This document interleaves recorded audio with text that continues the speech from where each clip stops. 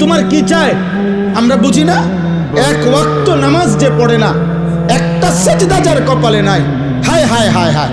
তুমি যে নারী দেখো মোবাইলে, তো এরপরে তোমার দিলে কি চাচ্ছে আমরা এটা বুঝি না।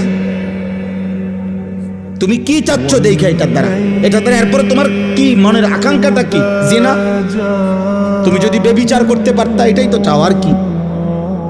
তো মানুষের বাচ্চা কেমনে বেবিচার করতে চায় বলে? মার পবিত্র দুধ যে খাইছে, ইমানদারের ঘরে যে জন্ম নিছে, ও ও ও এই মানসিকতার হবে কিভাবে বলে? বলে আমরা কোরআন শরীফ থেকে শুনাই আব্বা, সবাই এটা জানে। রাসূলুল্লাহ সাল্লাল্লাহু আলাইহি সাল্লামের চাচা আমিরে হামজা, আমরা অনেকে ওনার নাম জানি না সবাই। উহুদের যুদ্ধের দিন যিনি শাহাদাত বরণ করছিলেন, একটা মহিলা, কুরাইশ কাফের মহিলা, ওনার গোলাম দিয়া এই চাচাকে হত্যা করাইছিলেন।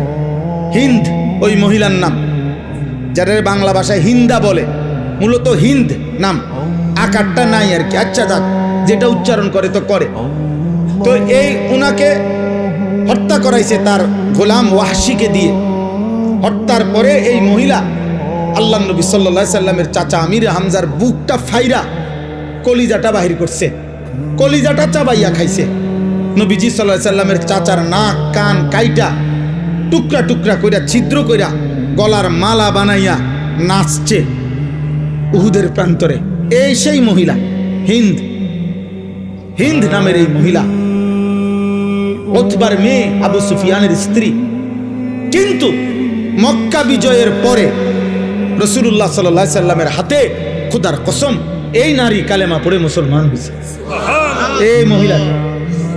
আচ্ছা, যেদিন মুসলমান হয় সেদিন আল্লাহর কোরআনের আয়াতের আলোকে নবীজি